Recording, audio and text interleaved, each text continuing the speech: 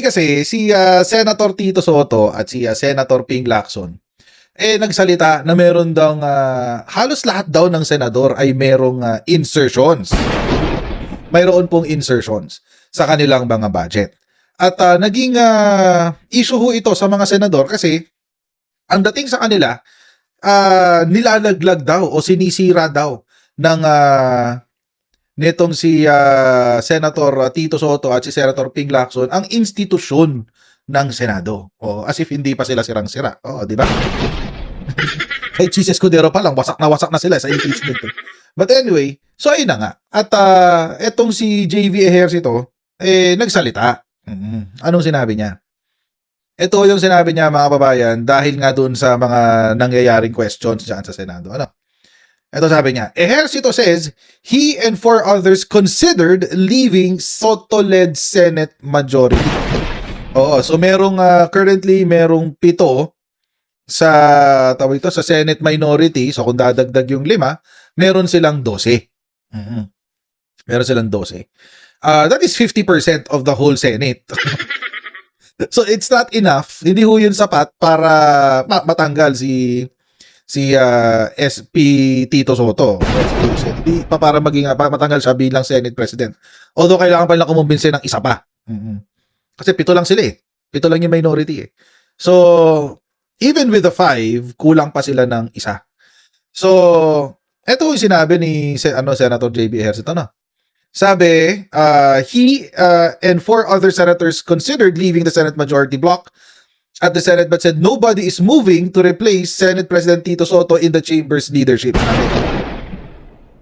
In a text message sa ABS-CBN, they had thought of being independent. Magpapaka-independent. So, hati sa 3. 3 na yung grupo. Majority, minority, tsaka independent. Ano naman klase? Nakakaloko na to. Asked why, Ejercito said, for me, the focus should be the real culprits ng modus. Mukhang nawawala doon. Yun ang sinabi ni JB Ejercito. Alam niyo po, kasi sinabi ko na ho ito sa isang live stream natin na nakaraan, hindi ho kasi natin trabahong mag-manufacture ng ebidensya. Trabaho ho ng Senado, total naman, sila ay nag-hearing in aid of legislation, trabaho ho nila sundan kung saan patungo yung ebidensya, hindi yung gumawa ng ebidensya. Ang tinuturo sa puro senador, anong gagawin natin? Di ba? Puro senador kasi yung tinuturo na kasama dito sa mga issues. Di ba? Saan na yun? Ito. Tulad nito. Yung kay Jinggoy Estrada at kay Joel Villanueva na sila daw ay tumanggap ng 30% na kickback sa Bulacan. Anong gagawin natin dyan? Hindi naman si Senator Tito Soto at Senator Ping Lacson ang naglabas niyan. Ito ay galing ito yung impormasyon na to ay galing sa mga DPWH engineer na taga Bulacan mismo. So anong gagawin natin dyan? Alam nga naman, gayahin nyo yung ginagawa ni Marcoleta na nagmamanufacture ng ebidensya. Diba? Nag-iimbento, nagtatanim ng witness, nagtatanim ng testimonya. At nung nabisto, ngayon wala na, nagtatago na yung lalaki. Bakit? Baka makasuhan ng perjury ba? Makulong pa siya dahil sa kalokohan at kabobohan ni Marcoleta. And speaking of Marcoleta, mga kababayan, ito ho yung nangyari. Which is our topic for today. Meron siyang episode sa kanyang TV show sa Net25. Ang tigas din ng mukha nito ni Marcoleta, nasabihan si Senator Ping Lacson na huwag siyang magsalita ng kanyang mga opinion in public, pero siya, ayan, ngak-ngak sa kanyang sariling TV show. Ba't hindi ka rin manahimik sa TV show mo, Marcoleta? Diba? Para lang fair. Anyway, panoorin natin itong kanyang sinabi. Nagkaroon na nga ako ng masamang impresyon na ang institusyon ay ginagamit tungkol sa insertion. So, ang nakala nyo, insertion ay mali, pero sabi mo naman, ngayon hindi mali. Ba't mo tinanggihan? Bakit nag-disclose ng gano'n si Senator Ping kung wala naman palang problema doon? Ba't kinakailangan pa niyang sabihin? Insertion, sabi niya, is threatening our economy. Kinakailangan sa plenaryo mabusisian at bakit yan ay pinayagan. Yung salitang yun, bakit yan ay pinayagan? Ibig sabihin, bawal pala yan? Oo nga. So, ba't ka magpapaliwanag ngayon, although late na in the day, sapagkat na-unsettle na yung mga kasama mo Oo. Hindi mo ba ako dapat na ipaliwanag ito? Ba't nangyayari ito? Kasi ang open pa ni Tito San, di ba San? 500? Oh, yung kapwa ninyo ako action, yung dalawa, you are sending a mixed message to our people. Okay. So, yun ang pinakabuod ng aking, kinakailangan natin, magkaroon tayo ng clarity rito. Ang insertion ba masama o mabuti?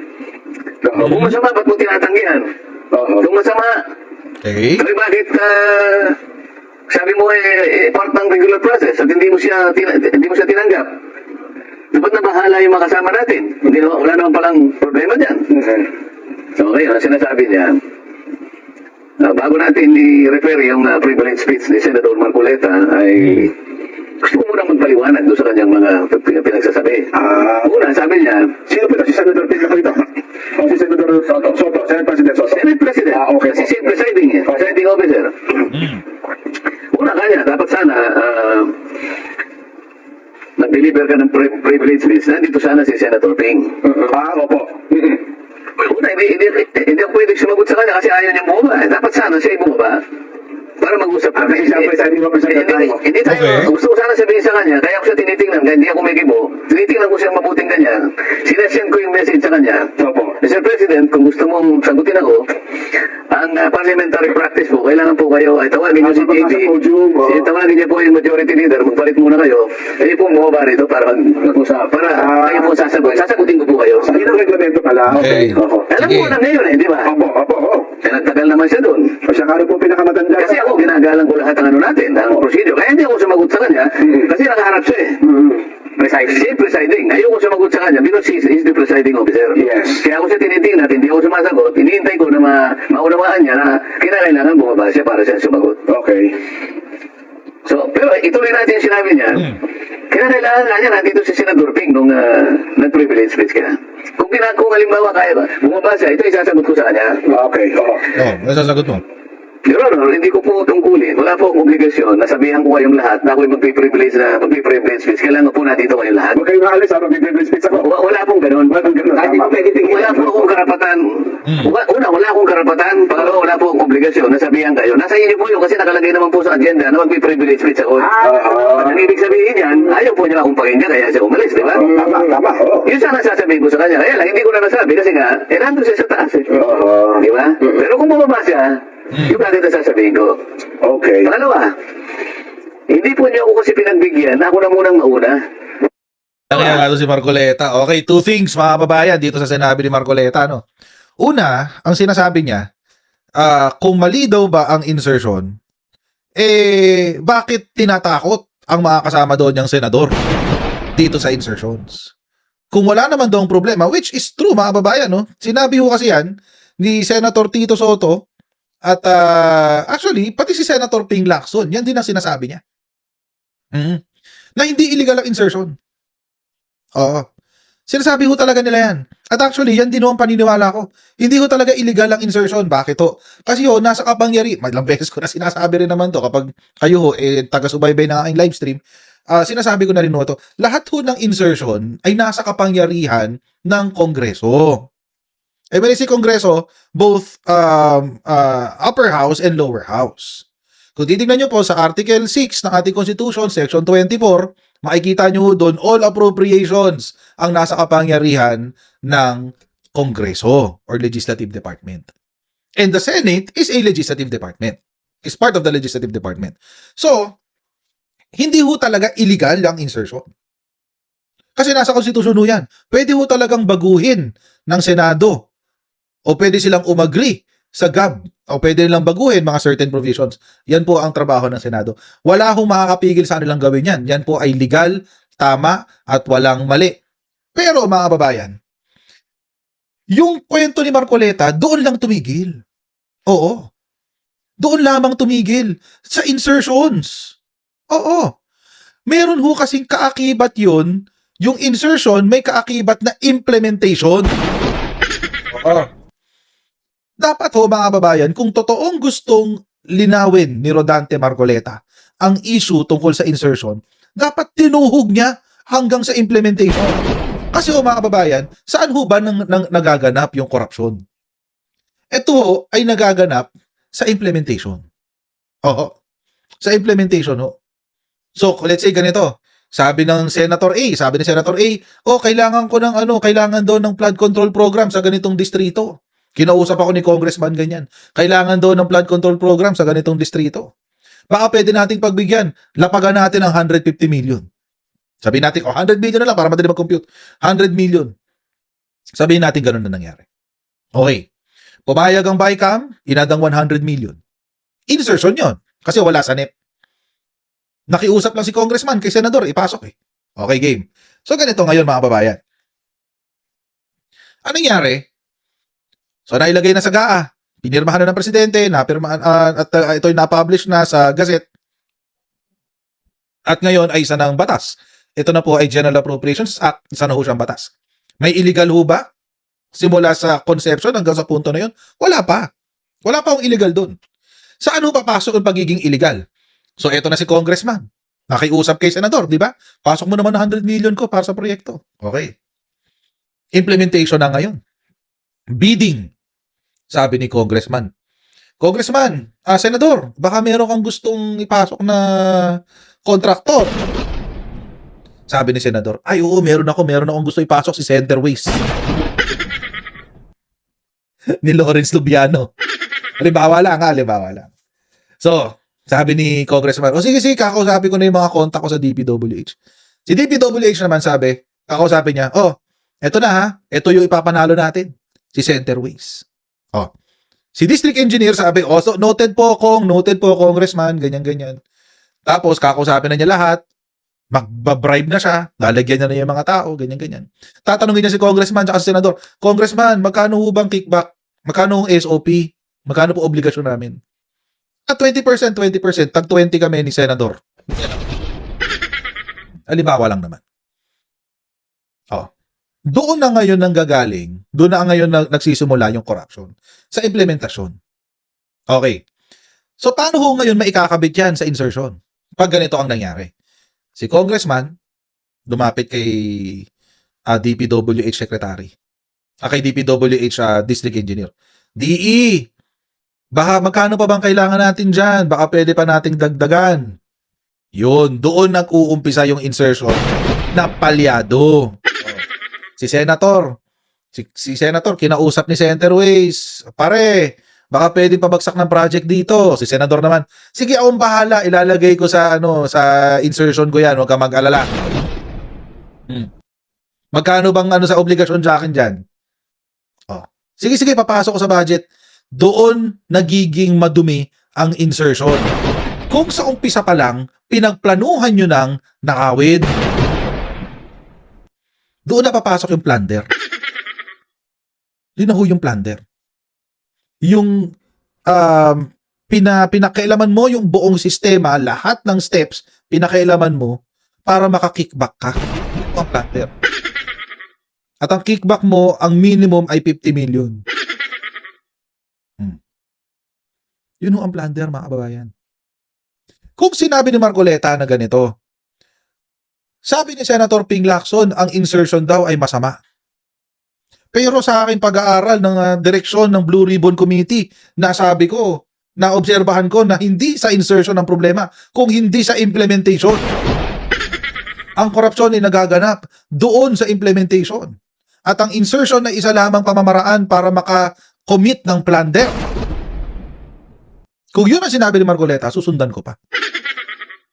Papaniwalaan ko pa, aagrihan ko pa kung yun ang sinabi niya. Kaso mo hindi. Bakit? Hindi yun ang sinabi niya. Bakit? Kasi mga kababayan, kapag yun ang sinabi niya, tatamaan ang mga kasama niya sila. Ayan 30% ang kickback sa mga project sa Bulacan. Ni Jinggoy Estrada at Joel Villanueva.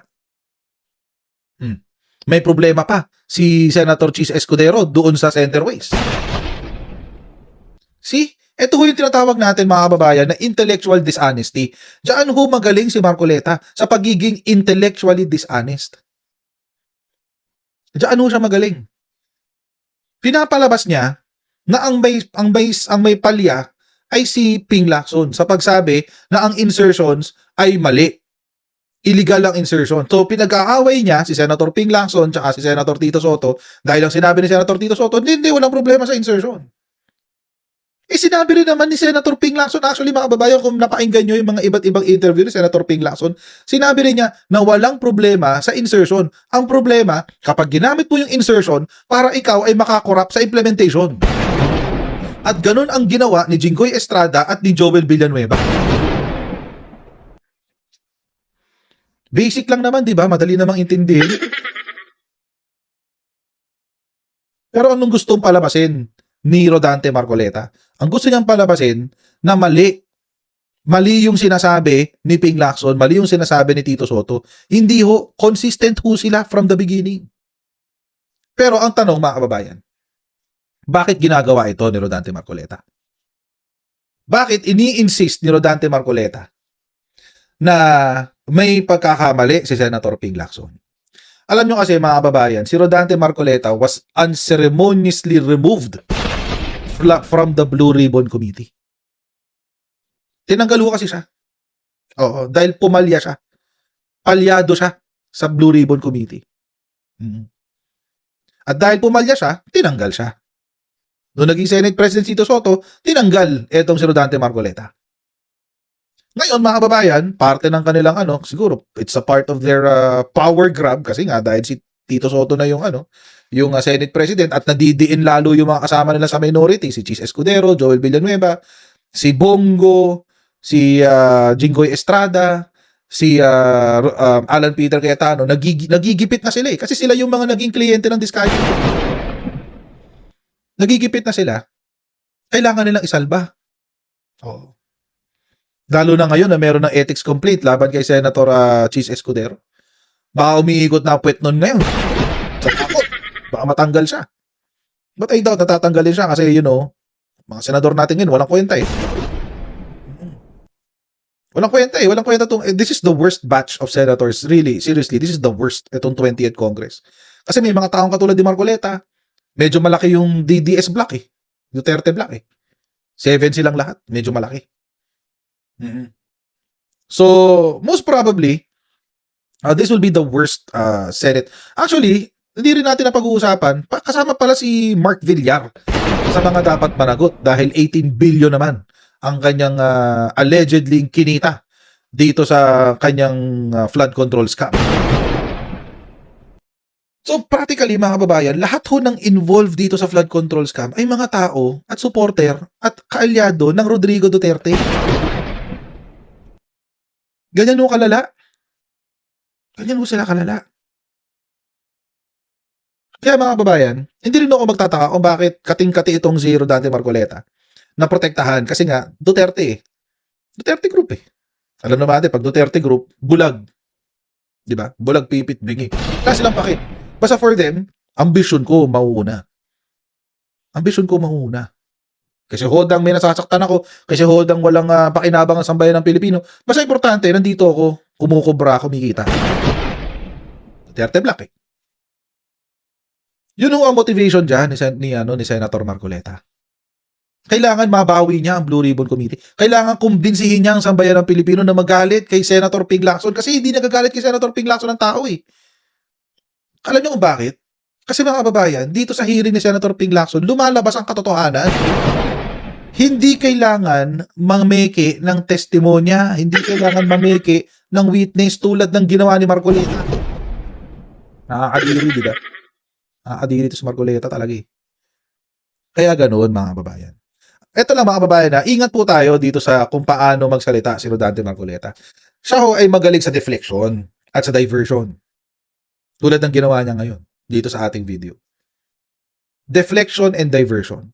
Dinivert niya ang usapan, tinutukan niya yung insertion lamang, para hindi masyadong pag-usapan yung implementation kung saan tatamaan ang kanyang mga kaalyado. So ang gusto niya palabasin, hindi, ang totoong problema dito yung pagkakaintindi natin ng insertion. O hindi. Tama ang pagkakaintindi natin lahat ng insertion, wala hong mali dyan, wala hong illegal sa insertion. Nagkakamali lamang po ang insertion kapag ang mekanismo nun ay ginamit mo para makapagnakaw sa kaban ng bayan. At matutuntun mo yon sa implementation. Di yun na sinabi niya. Ito pa yung pangalawang sinabi niya tungkol dun sa ba't hindi raw bumaba sa rostrum si Senator Tito Soto. Sinabihan na nga siya eh. Kung nandoon si Senator Ping Lacson, Eh di saka siya dapat nagsalita. Gusto pa niya siya yung unahin. Who you? Who you? Ba't kailangan unahin ka? Eh kung meron mga ibang mas urgent na business. Hindi ba? Besides, mga kababayan, bakit kailangan sa privilege speech niya birahin si Ping Lacson? Hindi niya kumpuntahin. Hindi niya kumprontahin sa opisina. Bakit kailangan in public? Kasi nga mga kababayan, kailangan makumbinsin niya ang taong bayan na sila ang tama. Pero mali. Maliho sila. Maliho siya, maliho sila. Ginagawa lang nila yan para isalba yung mga kaalyado ni Duterte. That's it.